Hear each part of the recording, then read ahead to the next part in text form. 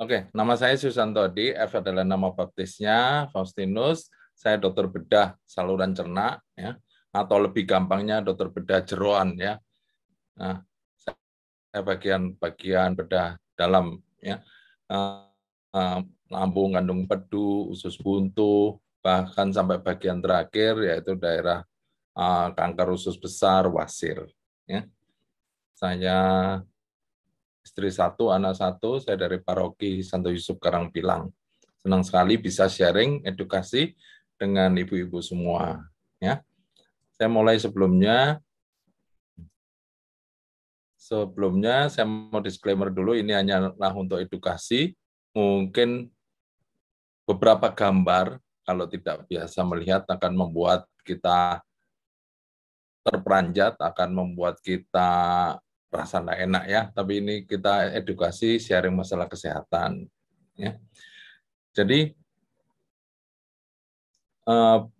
gastrointestinal bleeding atau buang air besar berdarah ini merupakan hal yang cukup dijumpai, ya, cukup banyak dijumpai, dan bahkan pada mereka yang usia di atas 80 tahun, kira-kira 1%-nya itu mengalami gastrointestinal bleeding atau BAB berdarah, sehingga menyebabkan orang tersebut harus opname, ya.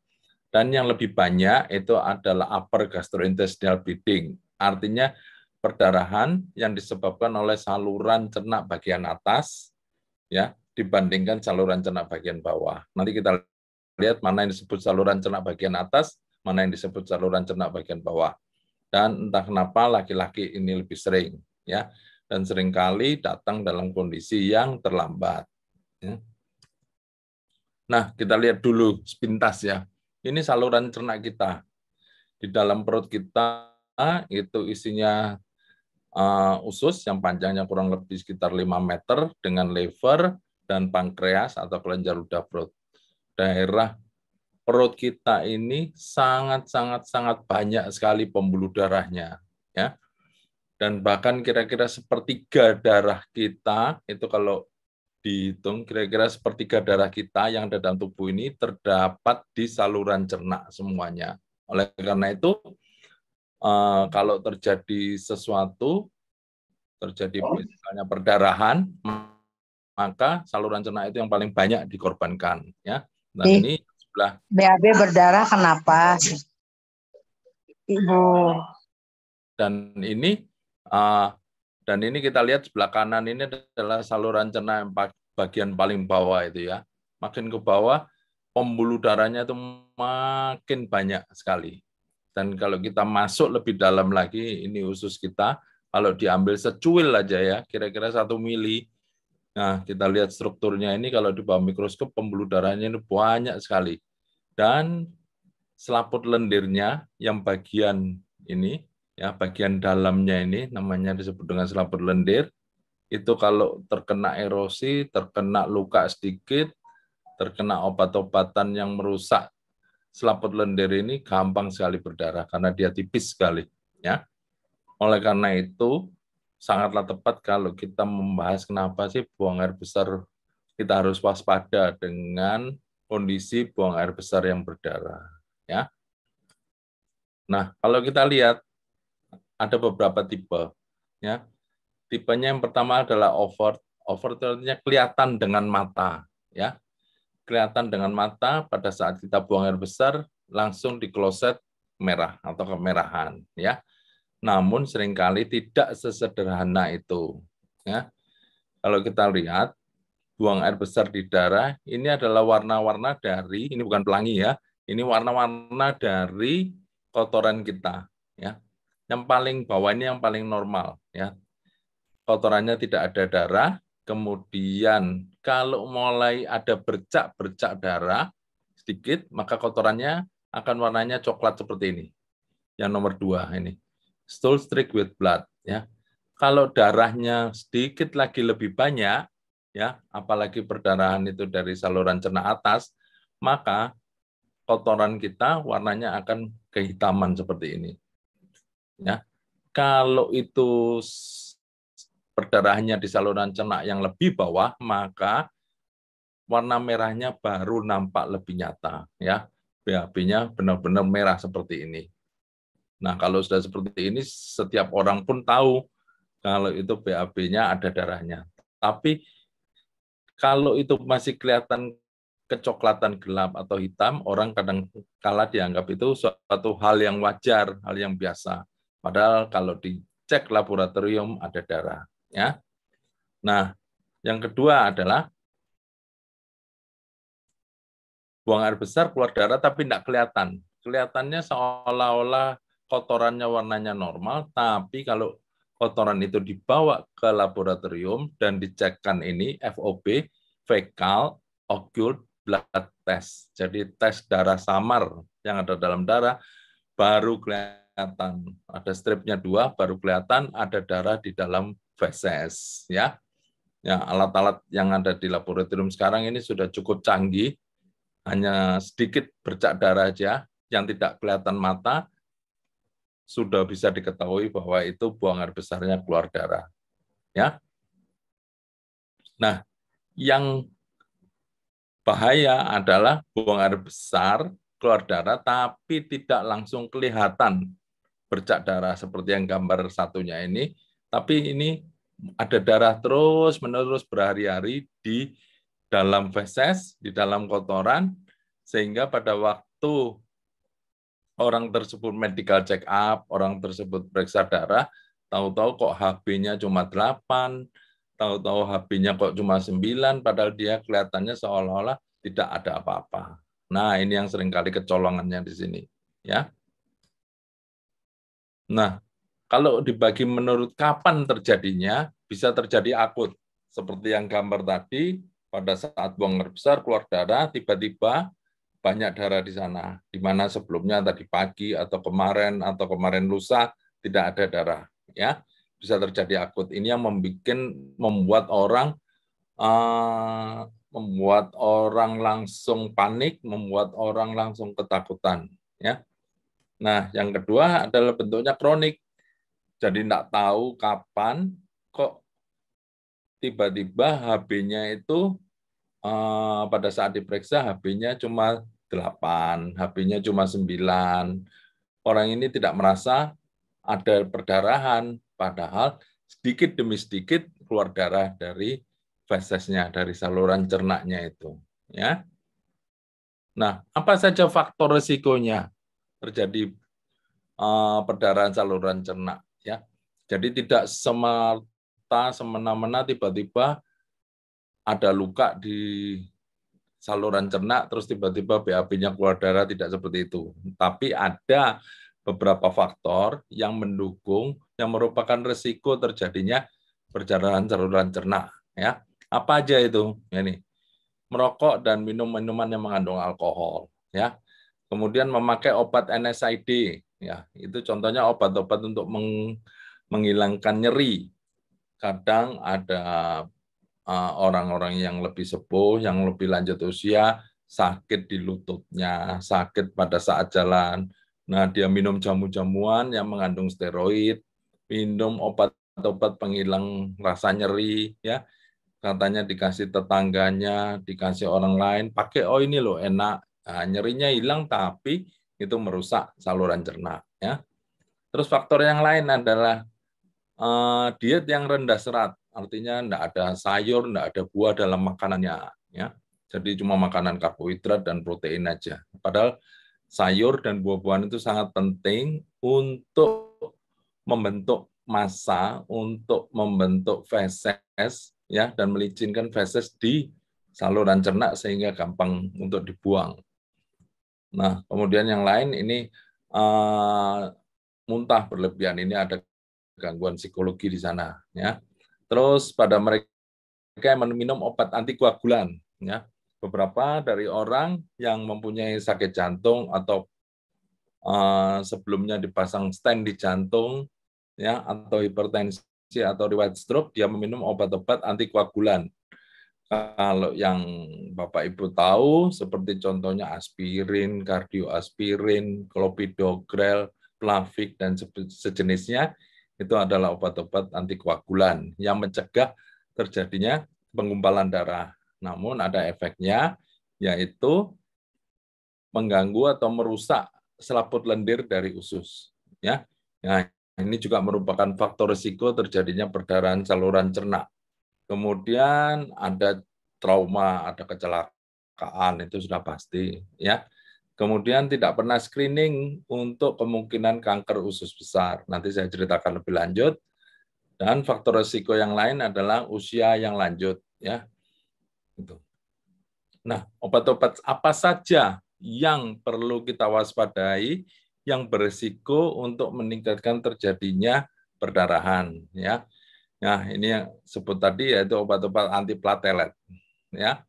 Obat-obat yang mencegah terjadinya pembekuan darah, ya.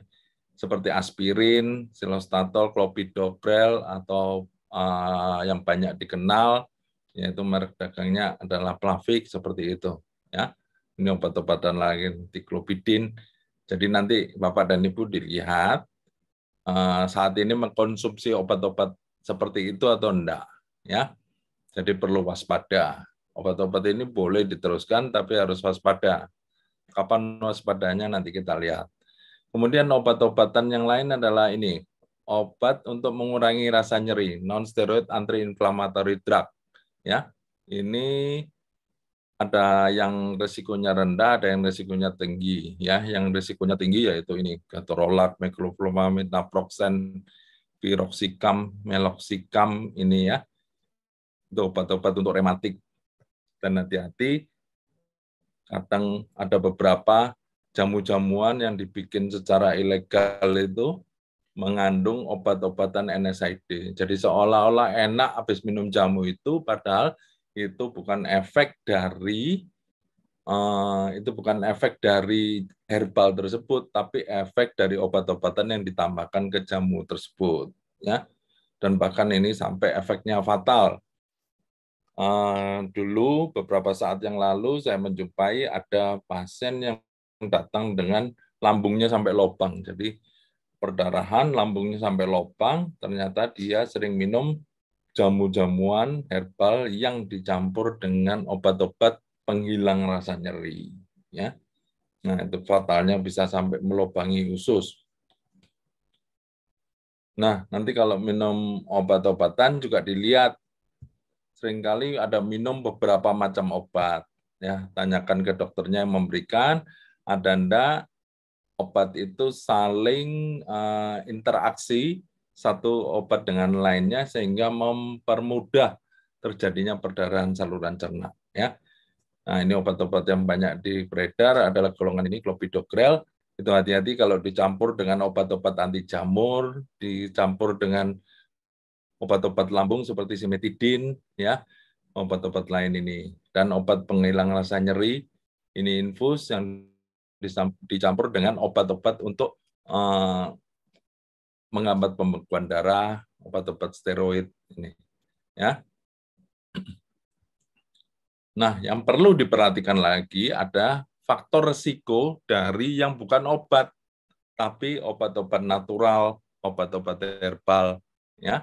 Ini ada beberapa obat-obat herbal yang berisiko terjadinya perdarahan, ya. Obat-obat ini kerjanya menghambat pembekuan darah, ya, sehingga darah seolah-olah tampaknya lebih encer.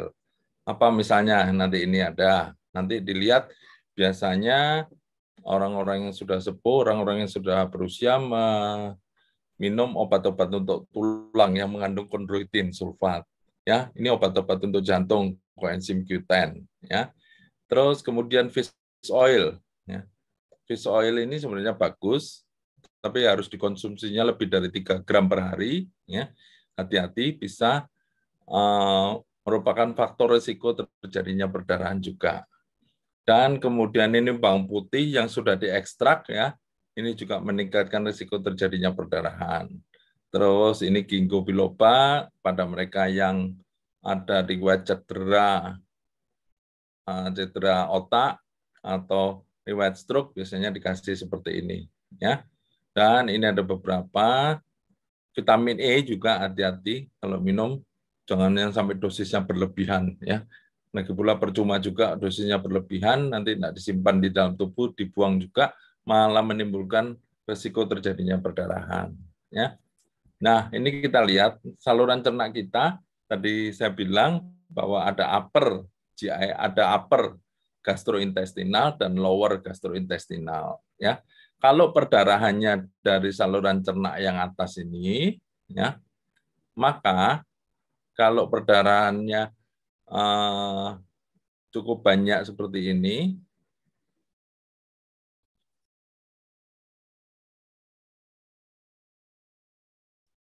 kalau perdarahannya seperti ini, yang bagian sini yang berat, ini yang ringan ya, kelihatan ini bagaimana penampakannya kalau perdarahannya dari saluran cerna ini atas, saluran makan yang atas yang disebut dengan esofagus ya. Kalau berat baru kelihatan di darah, kalau tidak ini kalau dimuntahkan ini kelihatannya hitam ya.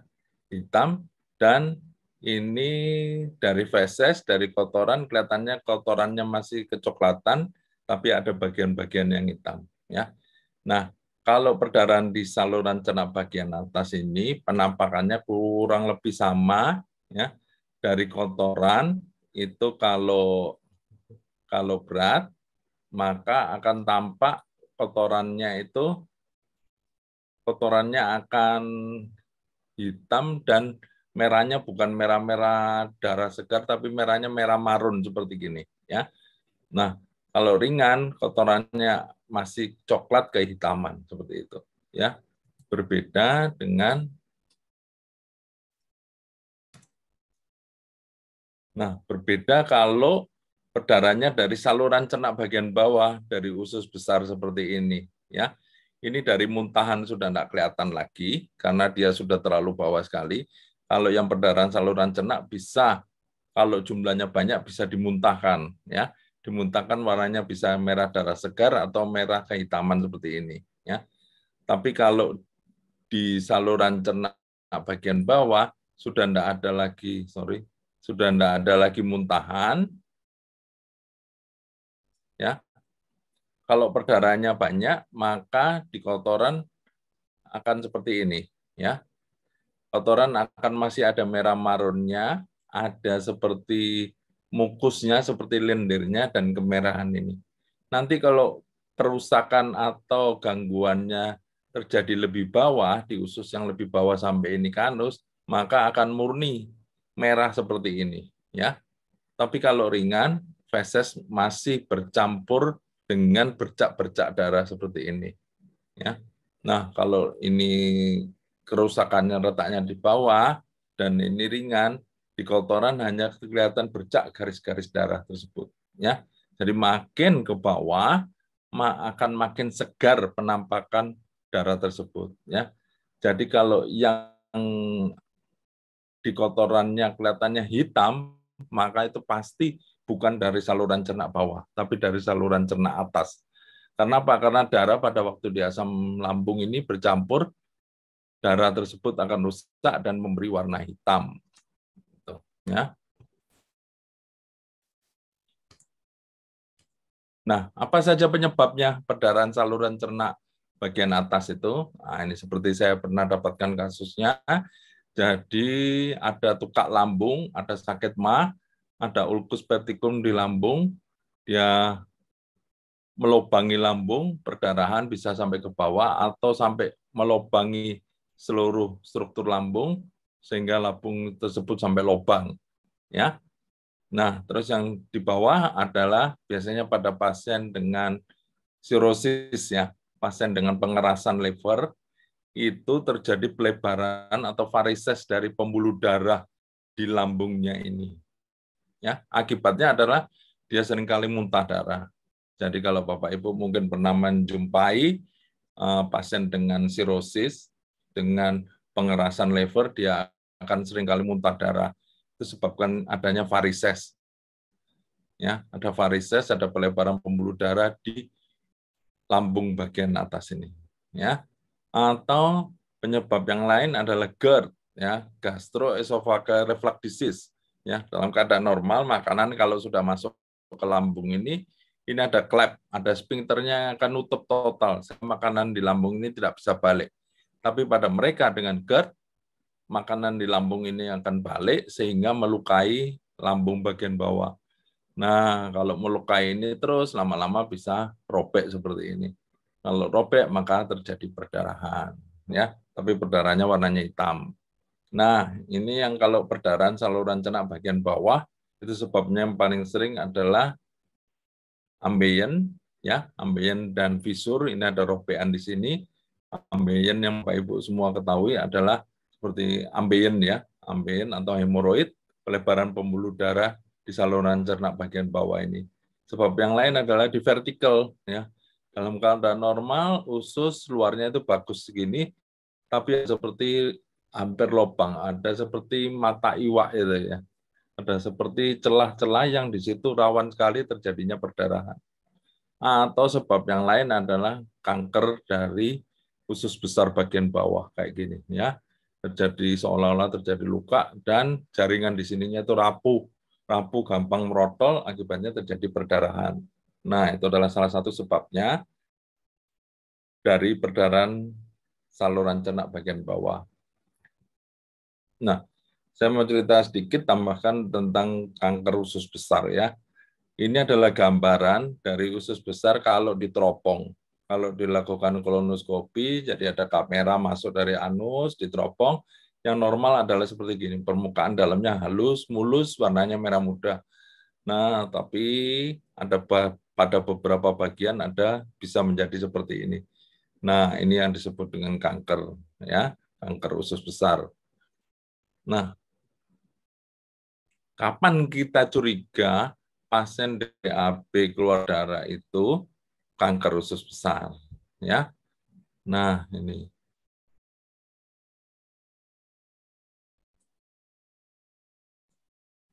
Nah, yang pertama adalah ini.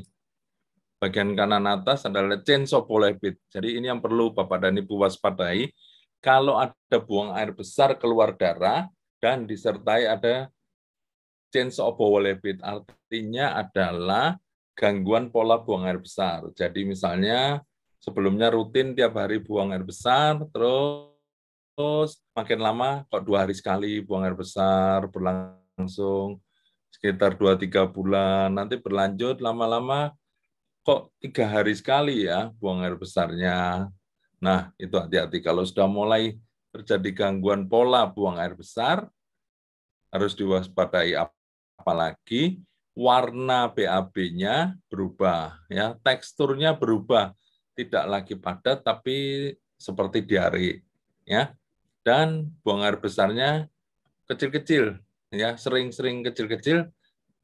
Dan ini yang juga penting adalah setelah buang air besar tidak ada rasa puas, ya. Dalam keadaan normal kalau kita buang air besar setelah itu plong, puas. Tapi ini sudah buang air besarnya keluar darah, jarang buang air besar dan tidak ada rasa puas. Hati-hati, ya. Nah, kalau dicek laboratorium di fesesnya, di kotorannya ada darah. Gitu, ya.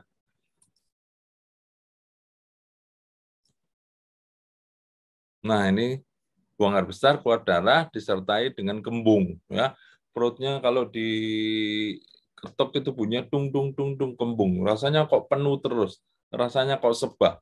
Nah, itu yang perlu diwaspadai. Ya, terus ini terjadi penurunan berat badan. Ya, seolah-olah makannya cukup, bisa buang air besar, walaupun kembung, tapi kok berat badannya kok turun-turun terus. Nah, gimana taunya berat badan turun? Ya, seringkali pakai celana loh, kok celananya tambah kendor ya, tambah kendor lama-lama. Nah, itu hati-hati. Ya. Terus enggak ada no interest, artinya enggak ada gairah sama sekali, enggak ada minat sama sekali, diajak pergi, diajak ngafe, diajak kemana, enggak ada minat karena ini banyak kehilangan darah lewat kotoran sehingga terjadi anemi, ya. Tuh. Nah, penyebab yang lain ini seperti tadi saya tunjukkan di vertikal. Ini adalah gambar dari usus besar. Kalau diteropong, di kolonoskopi harusnya permukaannya bagus gini, tapi di permukaannya seolah-olah ada lubang-lubang gini. Nah, ada lubang-lubang ini. Kalau kita lihat di lubang-lubang ini ada pembuluh darah kecil-kecil. Kalau sudah berlubang gini, kualitas makanannya kurang sayur, kurang buah, kurang serat. Nah, kotoran itu akan mengeras, masuk ke celah lubang ini, mengiritasi daerah sini, maka terjadi perdarahan. Ya, penyebab yang lain adalah ini, hemoroid atau ambeien. Ya, ini adalah gambaran dari pembuluh darah atau varises di daerah anus, di daerah bawah. Kalau dibuka, dalamnya ini adalah pembuluh darah yang melebar. Varises seperti kalau Bapak Ibu pernah lihat, ada varises di kaki ya, gambarannya seperti kabel itu pembuluh darahnya. Nah, ini letaknya di daerah anus. Nah, ini adalah gambaran yang lain. Ini yang saya sebut dengan fisur. Jadi robekan di daerah anus, di daerah sini. Oleh karena seringkali buang air besarnya dipaksakan mengedan. Ya, dipaksakan mengedan, jadi setiap kali bangun tidur ditarget jam 5, jam 6 harus BAB. Dipaksakan mengedan seperti itu. Ya. Padahal tidak sesederhana gitu. Kalau tidak ada isinya, tidak ada yang mendorong dari atas, tidak ada gerakan olahraga misalnya dari tubuh, maka tidak sesederhana itu dipaksakan BAB. Akibatnya kalau dipaksakan BAB, maka di daerah anus bagian paling bawah ini akan robek seperti ini. Ya, sehingga terjadi buang air besarnya keluar darah. Tuh. Nah, ini infeksi di daerah anus yang disebut istilah awamnya itu adalah udunen ya. Ini ada infeksi bisul daerah anus, itu bisa juga menyebabkan buang air besar keluar darah. Kalau ini ambeien luar, jadi kalau ada benjolan di anus, permukaannya kulit dan warnanya kebiruan seperti ini adalah ambeien dalam. Kalau ini lebih cenderung ke ambeien yang ini ambeien luar, ini adalah ambeien yang dalam.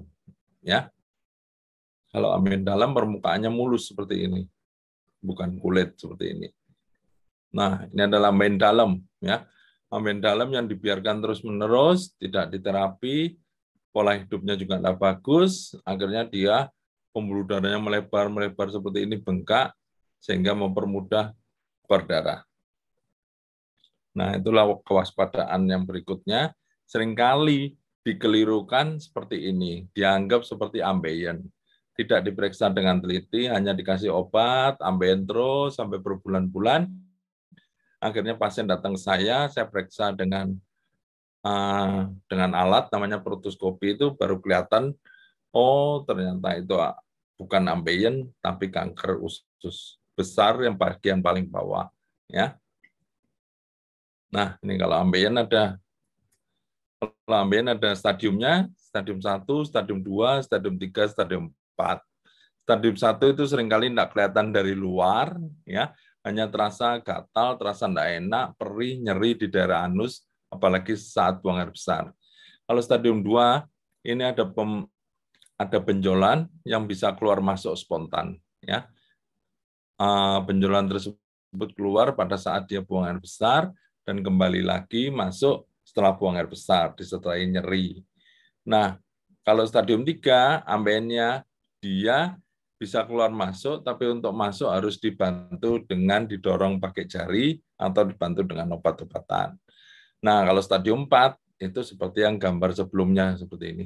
Dilihat aja sudah kelihatan ada benjolan bermacam-macam di sini yang warnanya kebiruan dan keluar darah. Ya, ini adalah stadium ambeiennya. Nah, apa saja gejala-gejala yang perlu diwaspadai pada saat buang air besar keluar darah? Seringkali tidak, yang dikhawatirkan hanyalah buang air besarnya keluar darah itu yang kelihatan tanpa darah dan langsung panik. Tapi ada gejala penyertanya yang perlu kita waspadai, apa aja? Yaitu ada lendir dalam darah, ada lendir dalam kotoran, ya. Jadi kotorannya itu berlendir banyak, bahkan berbusa, ya.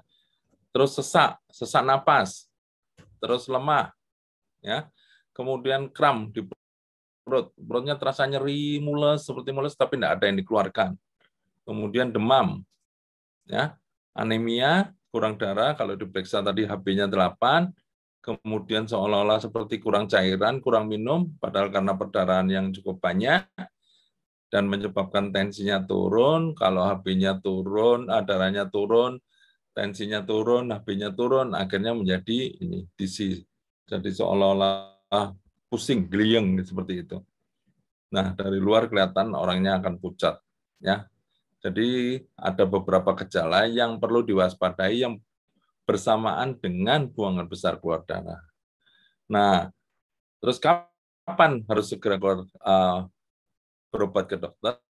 Jadi harus sesegera mungkin. Jadi kalau sudah dirasa ada buangan besar keluar darah, jangan ditunggu-tunggu lagi, jangan diobati sendiri, jangan didiagnosa sendiri, jangan dianggap itu sebagai ambeien, ya.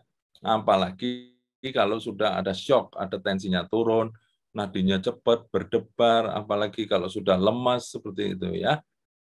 Nah, terus kapan lagi harus menjumpai dokter?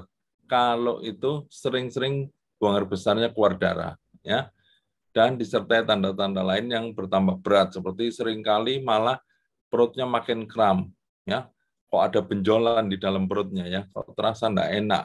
Nah, itu harus segera, ya. Apalagi kalau disertai penurunan berat badan. Hati-hati, buang air besar yang keluar darah disertai penurunan berat badan. Ada kemungkinan seperti saya sebutkan tadi, kanker dari usus besar, ya. Nah, terus kemudian apa yang akan dilakukan oleh dokter, ya? Dokter akan melakukan pemeriksaan fisik, ya. Kemudian ada pemeriksaan laboratorium. Kalau saat itu tidak nyata ada buang air besar keluar darah, kotorannya akan dites dan kemungkinan ada dilakukan endoskopi, ya. Endoskopi yang atas itu namanya upper endoskopi atau gastroduodenoskopi. Endoskopi yang bawah yang kamera masuk dari anus adalah kolonoskopi, ya. Kemudian kalau perlu dilakukan CT scan. Nah, ini kondisi yang kalau berat, muntah darah harus dilakukan, dipasang sonde, dipasang selang dari hidung, ya. Nah, sekarang pengobatannya bagaimana kalau buang air besar keluar darah? Itu tergantung dari penyebabnya, ya. Penyebabnya setelah didiagnosa, penyebabnya diketahui, baru bisa diobati, ya. Nah, itu oleh karena itu penting sekali kalau ada orang yang buang air besarnya keluar darah, cepatlah berobat sebelum nanti datang terlambat, ya. Nah, apa take home message-nya? BAB berdarah ini jangan panik, namun tetap harus waspada dan harus dianggap itu suatu hal yang serius sampai terbukti tidak, ya. Seringkali yang kita dapatkan adalah dianggap tidak serius, dianggap cuma ambeien, cuma karena kurang sayur, kurang buah, kurang serat. Padahal jangan berpikir seperti itu, harus dianggap itu serius. Baru sampai terbukti sebaliknya. Kalau itu memang karena ambeien, itu lebih gampang pengobatannya. Tapi yang seringkali terjadi, datang dengan kondisi yang sudah kanker, sudah parah. Minggu lalu, 2 minggu yang lalu, saya ada pasien mau saya biopsi, ya, dia keliling, dibilang sakit mah, terus dibilang sakit mah terus, kemudian setelah saya periksa, saya lakukan pemeriksaan digital ya dengan rectal tusin namanya, saya dapatkan adanya MES, adanya benjolan di daerah anus, saya mau biopsi, tapi trombositnya terus turun, ya. Trombositnya hanya beberapa puluh ribu saja yang tidak memungkinkan untuk dilakukan biopsi, ya. Kemudian baru saya perbaiki seterusnya. Nah, itu efeknya bisa panjang kalau kita tidak mendiagnosa dengan cepat, ya. Nah, segera berobat cari ke yang tepat ya, carilah ke dokter internis, dokter penyakit dalam yang konsultan saluran cerna atau ke bedah saluran cerna, ya. Dan jangan khawatir, tidak semua BAB keluar darah itu harus dioperasi, ya. Jangan takut memeriksakan diri ke dokter dengan jangan berpikiran kalau nanti saya ke dokter harus operasi, harus dilakukan ini itu dan sebagainya. Justru ditemukan lebih cepat itu lebih baik, ya. Kira-kira 2 dari 5 kanker usus besar itu ketemunya terlambat, ya. Bayangkan, kira-kira 2/5, jadi hampir separuh kanker usus besar itu ketemunya terlambat. Padahal kalau itu ditemukan lebih dini, maka pengobatannya jauh lebih simpel dan bahkan tidak perlu dilakukan kemoterapi, ya.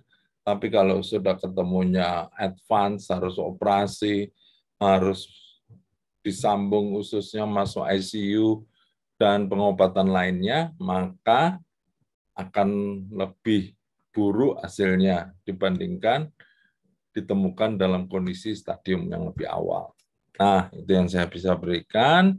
Semoga ini bermanfaat untuk Bapak dan Ibu semua. Ya, terima kasih. Saya kembalikan ke moderator. Baik, terima kasih dok buat penjelasannya. Dokter boleh silakan mau minum dulu biar nggak Ya, serak. nggak apa-apa. Oke. Silakan. Baik sahabat PB, kalau sahabat PB yang akan menggunakan pertanyaan, silakan boleh di kolom chat. Tapi sebelumnya kita kasih reaction tepuk tangan dulu ya, Bapak Ibu semua yang ada di sini buat penjelasan.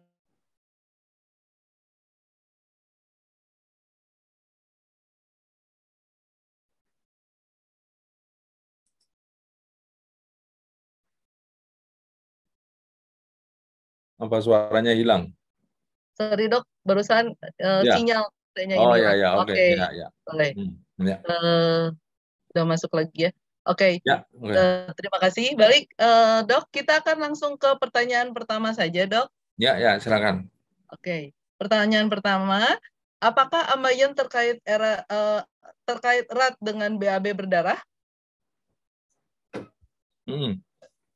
Ya. Itu pertanyaannya, dok. Ya, betul sekali. Seperti saya jelaskan tadi, ya. Karena dasarnya dari ambeien itu adalah pelebaran pembuluh darah, ya. Salah satu penyebab buang air besar keluar darah yang paling sering adalah ambeien, seperti itu. Ya. Dan apakah kondisi stres juga dan sejenisnya merupakan salah satu faktor penyebab BAB berdarah juga nggak, dok, katanya? Bukan penyebab, tapi pemicu ya. Jadi kalau stres itu di dalam tubuhnya dan disebut dengan brain gut axis. Jadi ada jalur antara otak ke usus, ya.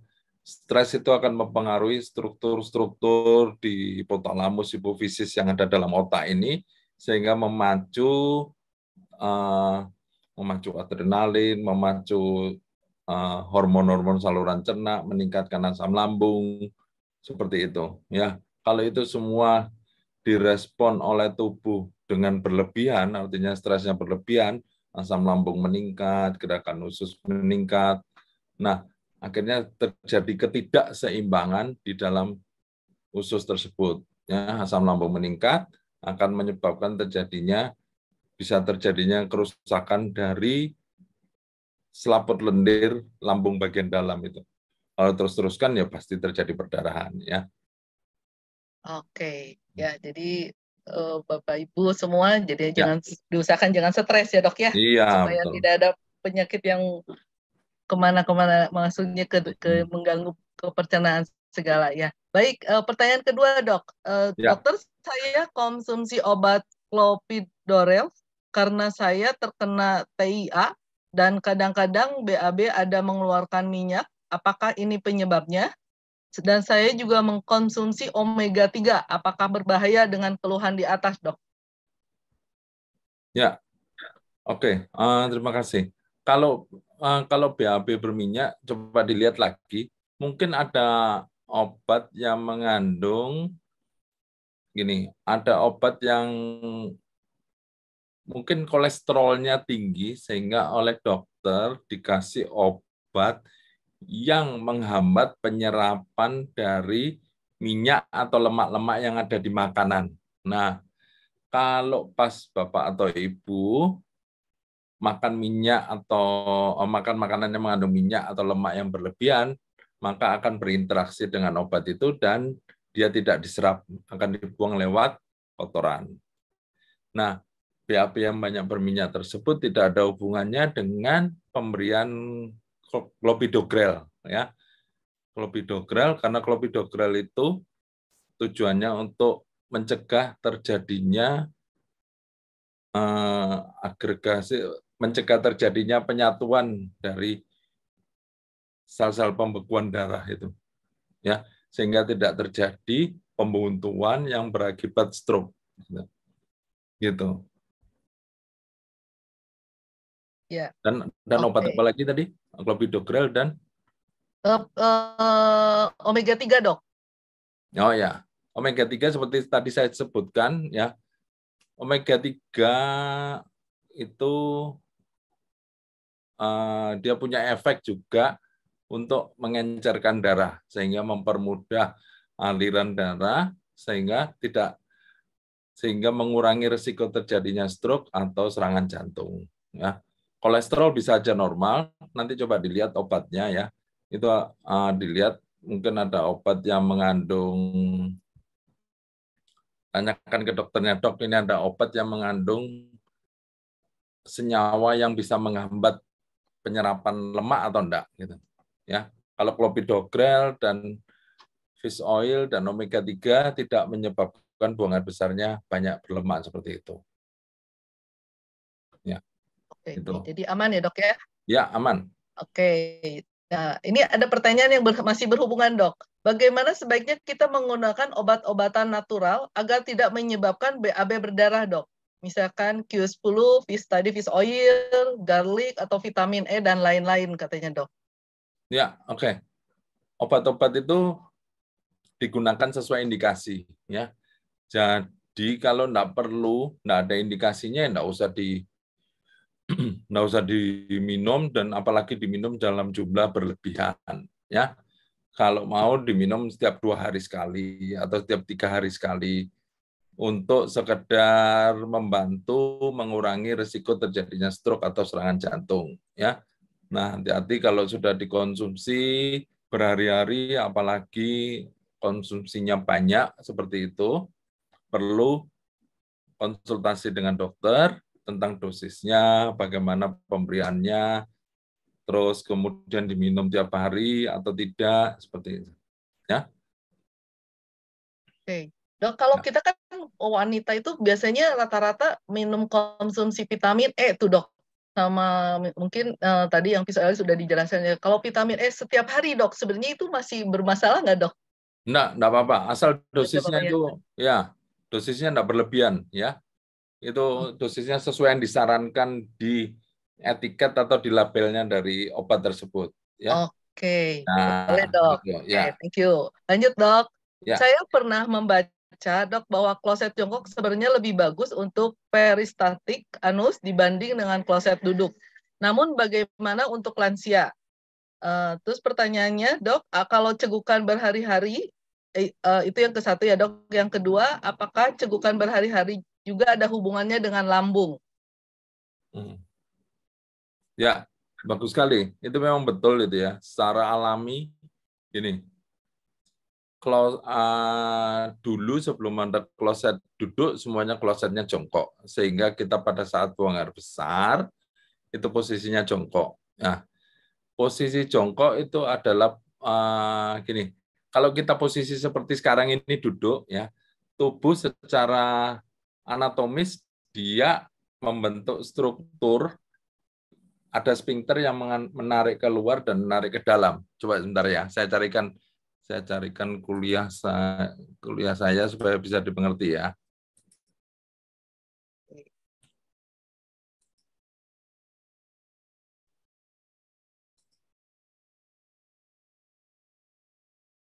Sambil menunggu, buat sahabat WB silahkan Ada. boleh mengecek di Ya. pertanyaannya. Ya.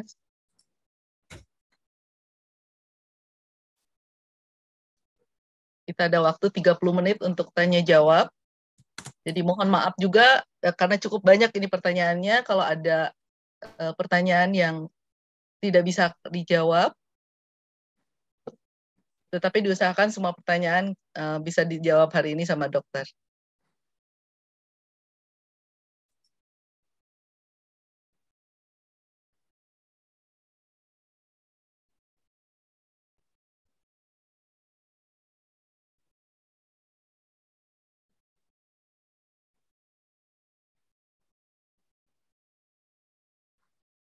Bentar ya, saya carikan biar supaya jelas gambarannya.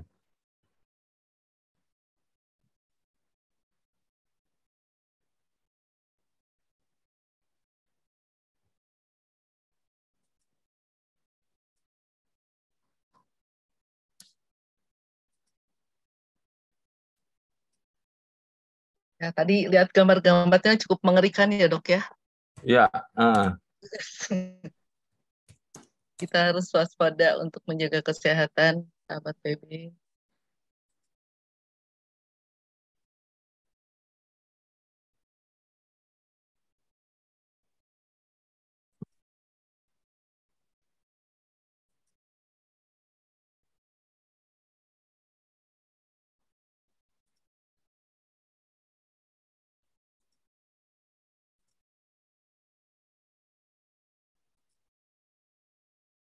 oke, coba saya share ya.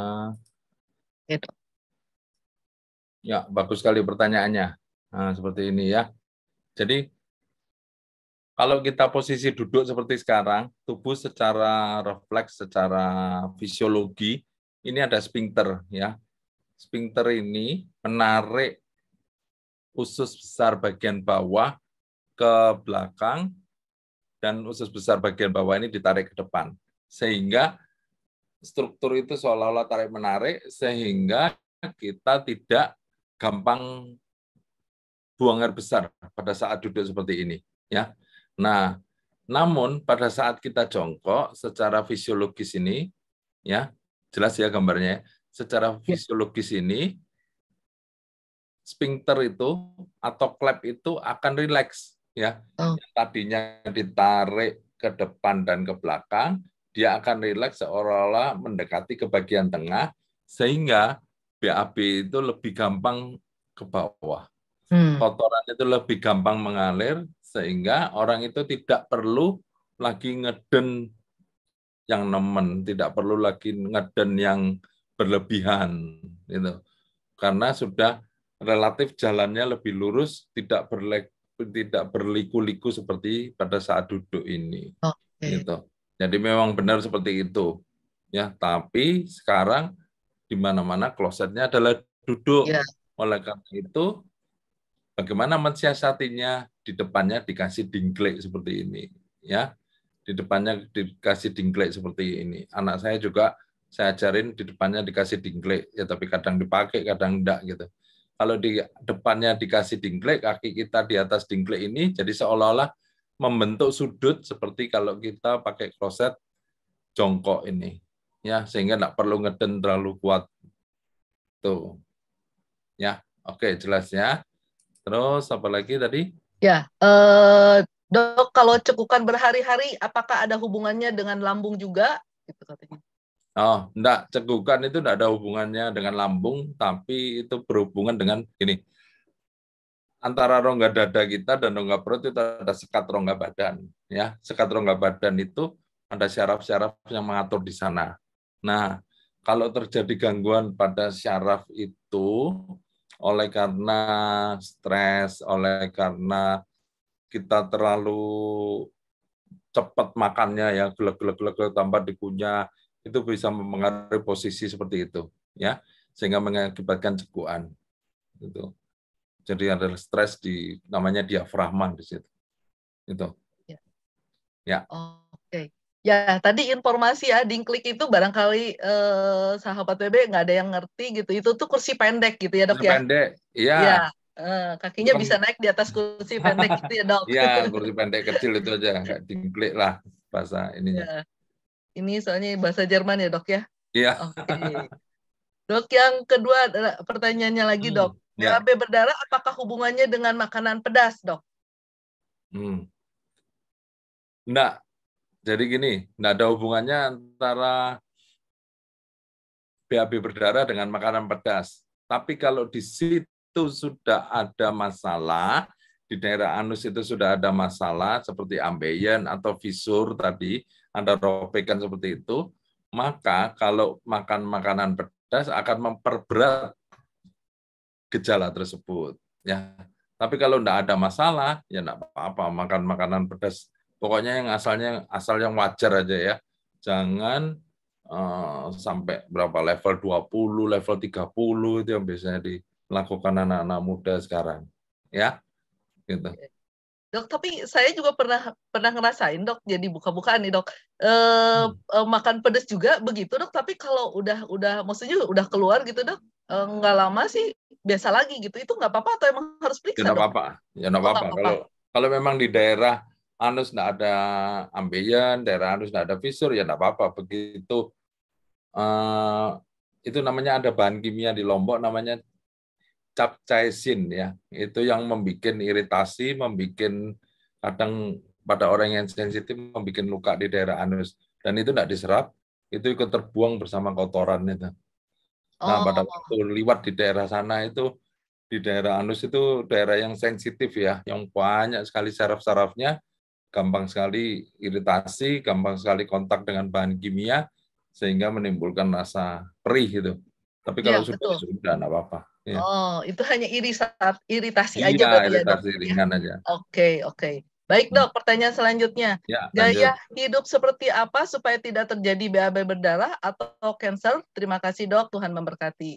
Ya, oke, terima kasih. Jadi yang terutama pola makan ya. Banyak sayur, buah itu, terus kemudian banyak gerak ya. Sayur, buah, banyak gerak dan kurangi kalau sudah berumur ya, sudah mulai umur 40-an ke atas, kurangi makan yang red meat ya, daging-daging yang merah seperti itu, atau makanan yang diproses seperti ham, sosis, kemudian vegan seperti itu kurangi drastis itu ya. Dan seperti tadi yang ditanyakan sebelumnya juga kurangi stres. Stres itu juga memicu terjadinya kerusakan organ-organ lebih dini ya. Terus kemudian ini kurangi makanan yang kalau bisa kurangi drastis ya, makanan yang mengandung pemanis, perasa, bawang, pengawet, pewarna gitu. Itu dikurangi ya. Oke, Nah, itu. lanjut dok. Ya, Apakah glukosamin kondrotin aman untuk dikonsumsi dok? aman. Aman asal sesuai dengan indikasi ya.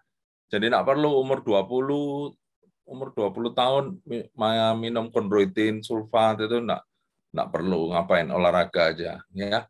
Jadi kalau memangnya sudah ada indikasi seperti rematik atau ada usia seperti itu, asal diminum sesuai dengan indikasi dan sesuai dengan dosis yang benar, nanti dilihat sendiri di labelnya itu, boleh, enggak apa-apa.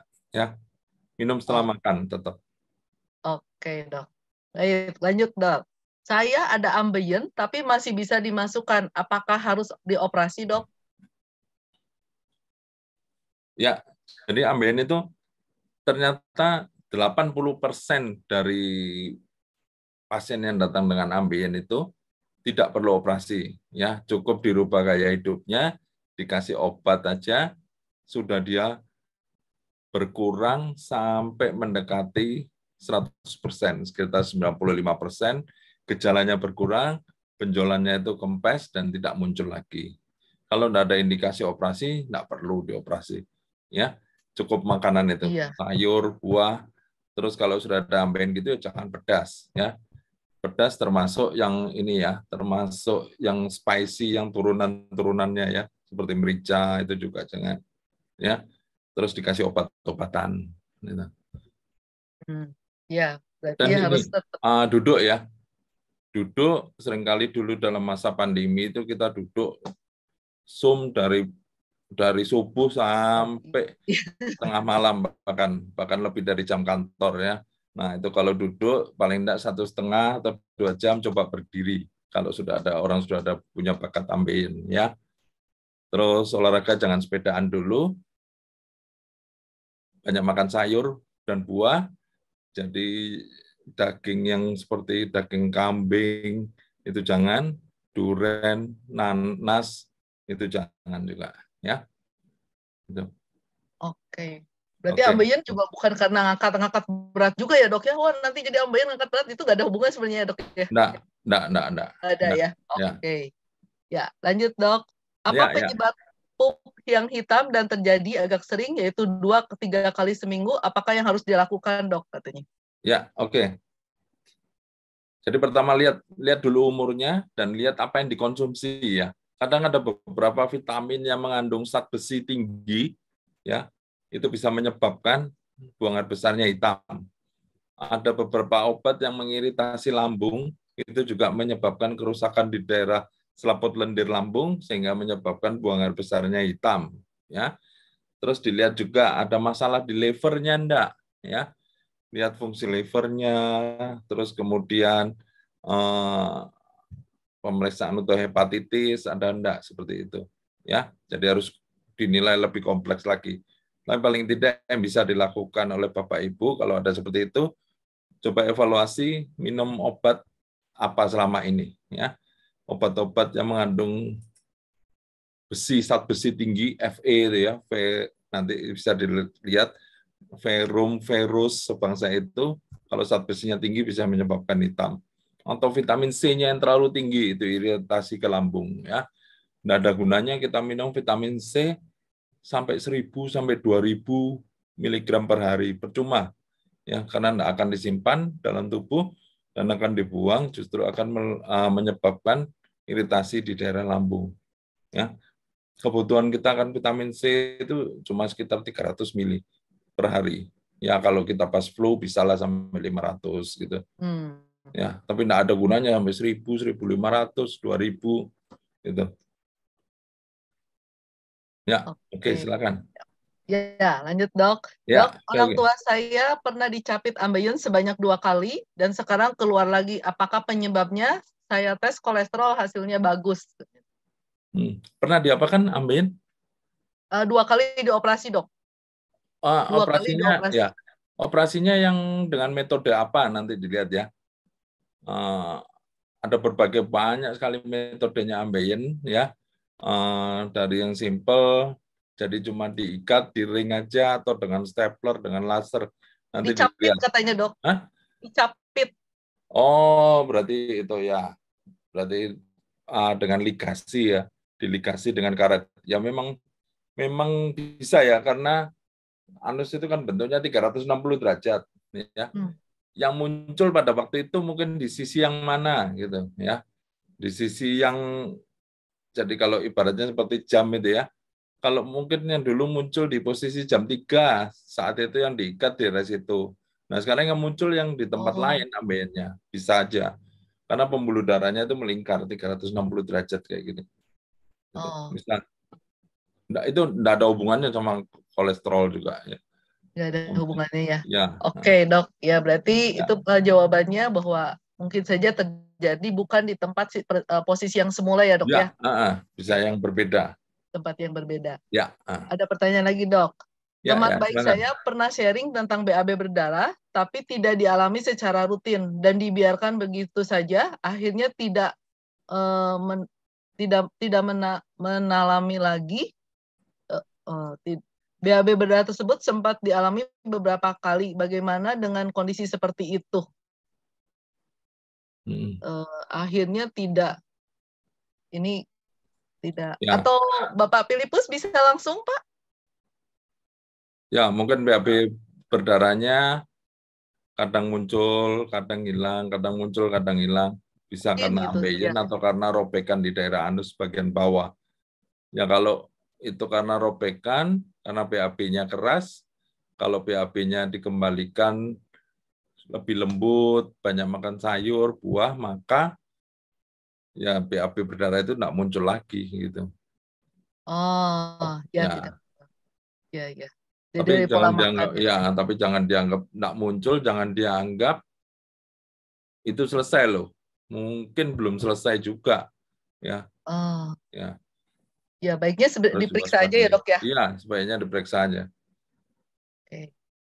Ya. Lanjut ya, Dok. Apa yang dimaksud dengan kapsul endoskopi, Dok? Ya. Ini kalau kita mau melihat dalamnya saluran cerna itu bisa memakai endoskopi ya.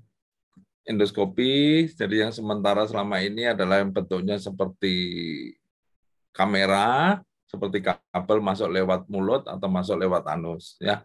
Kalau kapsul endoskopi itu untuk melihat, jadi endoskopi untuk melihat daerah yang tidak terjangkau dengan endoskopi biasa, ya.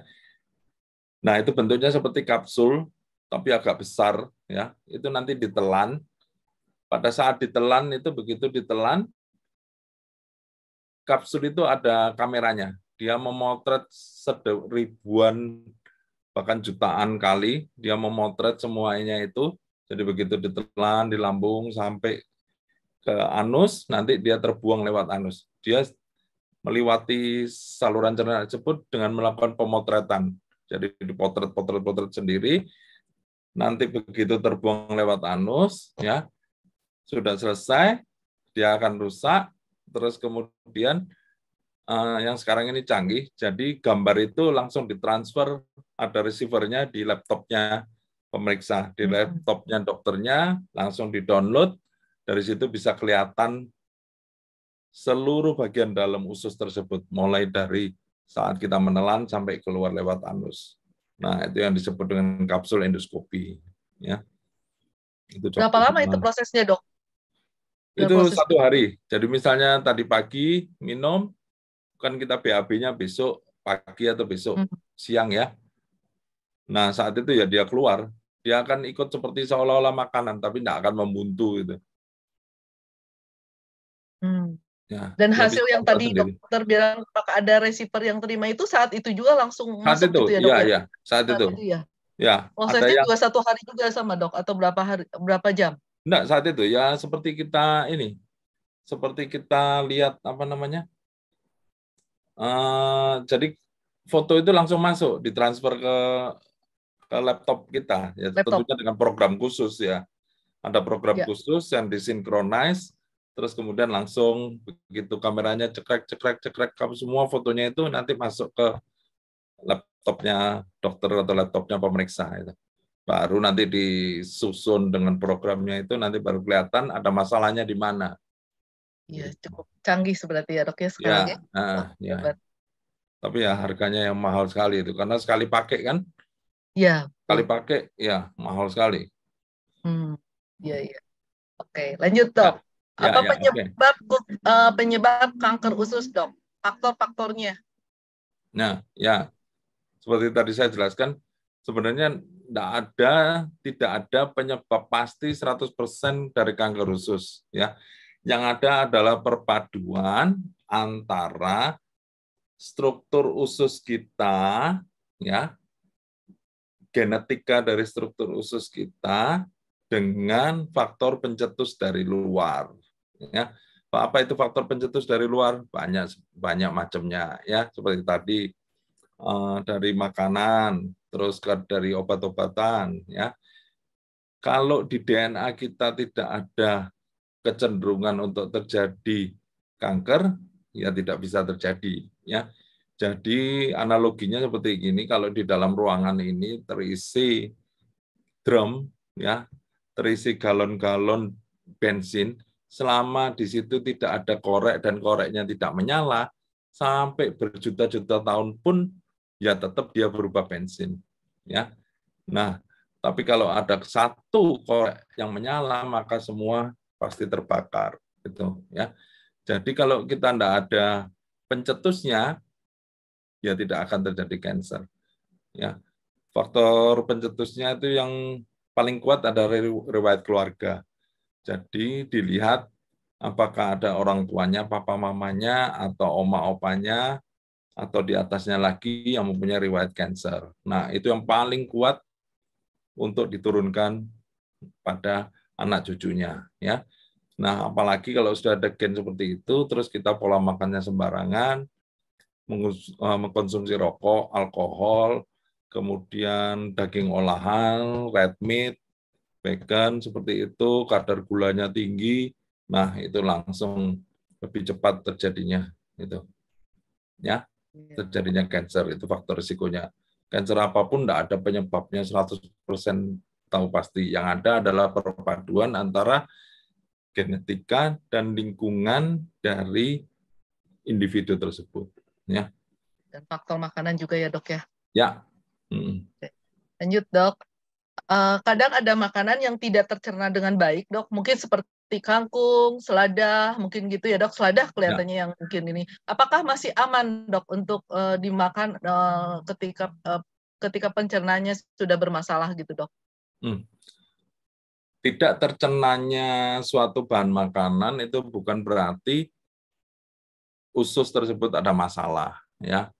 Memang dari misalnya kita memakan sesuatu, ya, tidak mungkin 100% tercerna, ya, dan juga tidak mungkin 100% tidak tercerna. Pasti ada yang bagian-bagian yang tidak tercerna, bagian-bagian yang tidak terurai dengan bagus, gitu. Karena memang misalnya struktur enzim dalam tubuh manusia berbeda, ya, tidak bisa mencerna semuanya. Itu yang pertama, ya. Terus yang kedua, sayuran itu sayuran serat-seratan buah-buahan itu memang ada yang mudah larut dan ada yang tidak bisa larut. Ya. Yang bisa larut itu yang bisa dicerna dengan baik, yang bisa diserap. Nah, sayuran yang tidak bisa larut, ya dia tidak bisa tercerna dengan baik dan tidak bisa diserap, akhirnya terbuang lewat kotoran seperti itu. Ya, nah itu jadi tidak tercernanya makanan itu belum tentu itu ada masalah dengan saluran cerna. Ya memang makanan itu tubuh tidak bisa mencernanya. Ya, contohnya kalau kita misalnya kita makan daun jati, ya pasti keluarnya daun jati. Orang kita tidak punya enzim untuk mencerna seperti itu. Ya, berbeda dengan binatang. Binatang dari sejak lahir dia punya enzim yang sempurna untuk mencerna selulose, mencerna sayur-sayuran yang ada di alam liar ini, seperti sapi, kambing, kerbau itu. Ya, nah kita akan berbeda. Itu, ya. Ya, jadi nggak masalah ya dok ya? Nggak masalah, nanti kita evaluasi lagi. Kalau ya nggak semua sayur bisa dicerna gitu. Ya. Oke. Ya. Baik dok, lanjut dok. Ya. Saya hipokalsium tiroidektomi totalis karena CA tiroid dapat harus minum kalsium 4.000 mg dan vitamin D 5.000 mg per hari dok. Hampir tiap hari perut kembung. Kenapa ya dok katanya? Ya, jadi kalau diangkat tiroidnya, ini kelenjar gondok yang ada di sini, kalau total diangkat, maka gini, fungsi dari kelenjar gondok adalah salah satunya itu mengatur metabolisme kalsium dan fosfor di dalam tubuh.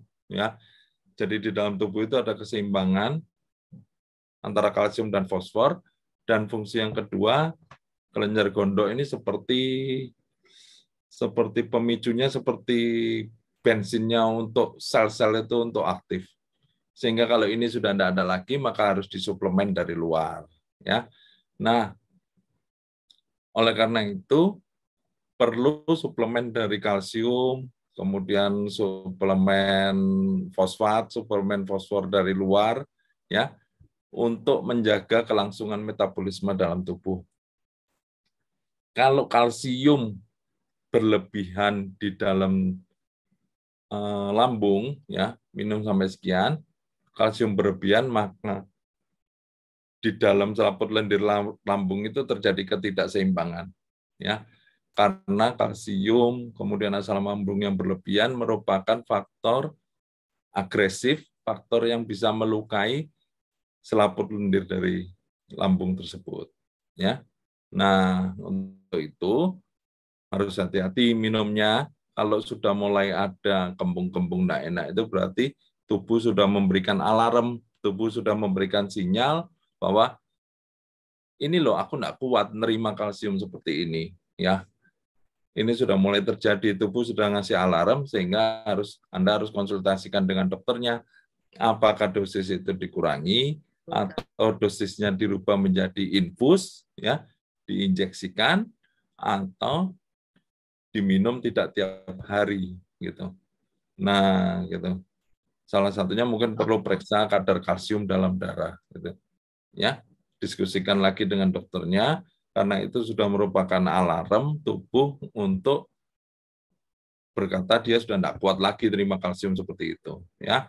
Mungkin dosisnya dikurangi, dirubah jadi infus, atau seperti tadi dirubah tidak tiap hari minumnya, gitu, ya. Gitu. Oke. Kalau vitamin D tidak ada masalah, ya, karena untuk kalsium bisa diserap itu harus ada vitamin D, ya. Oke. Ya. Siap, Dok. Lanjut, Dok. Sembelit Ya.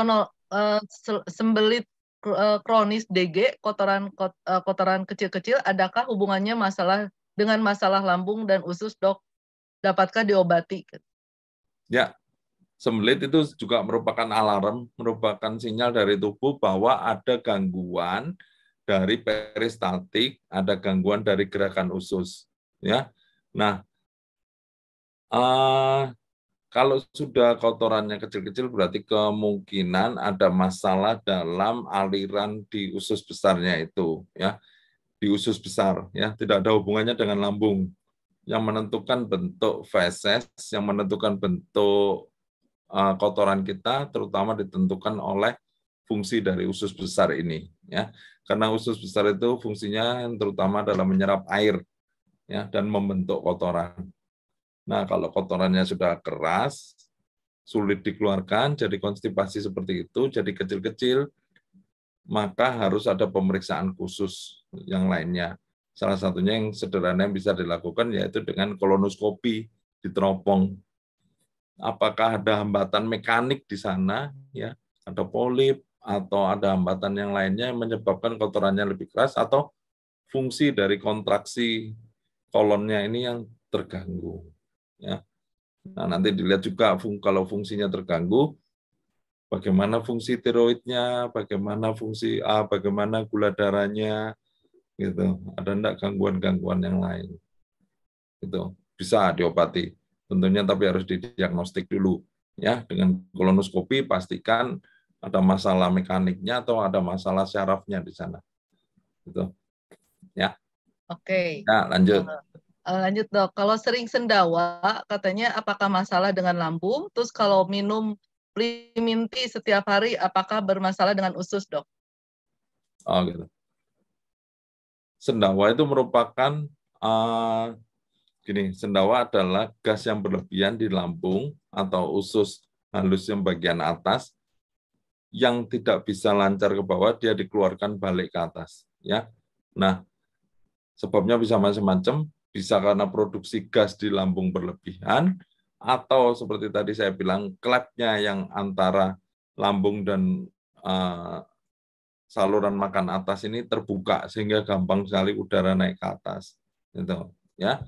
Atau disebabkan karena ada masalah di gangguan lever atau kandung pedu. Itu juga bisa sering GLGN, sering sendawa, ya. Kalau sering-sering seperti itu harus diperiksakan, dicari sebabnya dari lever atau dari pankreas atau dari kandung pedu atau dari lambungnya itu. Ya, harus paling enggak USG atau endoskopi atas. Nah, kalau sering-sering minum obat pencahar, ya seperti itu. Dulcolak ya, Dok, ya, sekalian juga ya. Tapi lebih berat dulcolak. Dulcolak itu menimbulkan kontraksi berlebihan dari usus besar, sedangkan kalau obat-obat seperti itu dia membentuk itu kalau saya lihat komposisinya banyak serat dan dia membentuk massa yang gampang sekali larut, gampang sekali ikut dalam gerakan usus besar. Nah, kalau terlalu sering ya memang harus dievaluasi. Kenapa? Apakah memang kurang serat, kurang buah, kurang sayur, atau kurang aktivitas, atau ada masalah hormonal, fungsi tiroid, kemudian ada kencing manis, yang lain-lainnya. Ya, lebih baik itu diganti yang alami aja. Ya, daripada yang buatan lebih baik diganti yang alami, banyak sayur, banyak buah, itu lebih bagus. Sama olahraga, ya. Ya. Oke. Lanjut, Dok. Satu lagi, Dok. Silakan. Mau tanya, apakah usus harus rutin dibersihkan dengan salah satunya hak, Dok? Dengan salah satunya apa? Hak gitu. HUSK, Dok. Oh, ya, Psyllium khas itu ya. Ya, itu salah satu kandungan obat yang mempermudah untuk BAB adalah itu tadi isinya Psyllium khas itu, ya. Jadi gini, dalam keadaan normal tubuh sudah punya mekanisme alami untuk membersihkan ususnya sendiri. Jadi mulai dari saluran cerna atas kita sampai usus besar itu, walaupun kita tidur, ya walaupun kita pingsan sekalipun, dia tetap bergerak. Dia tetap bergerak, dia tetap kontraksi gini untuk mengeluarkan cairan lendir sehingga di dalam usus itu tetap bersih sampai ke bawah gitu. Jadi sebenarnya enggak ada gunanya kalau kita minum obat tersebut, apalagi ada caranya dengan digelontor, cuci usus besar, apa itu enggak ada gunanya. Karena Tuhan sudah menyiapkan secara alami itu supaya tetap bersih, tidak ada kotoran yang tersisa di situ, tetap dibuang ke arah anus. Gitu, ya. Oke. Nah, Ya. masih ada pertanyaan lagi? Sudah dok. Paling Habis. satu lagi dok, kalau nggak ya ini, apa penyebab sering keluarnya polip di bagian usus katanya dok? Kenapa? Kenapa apa? Apa penyebab sering keluar polip di bagian usus? Sering keluar polip? Ya, polip dok. Oh gitu. Gini.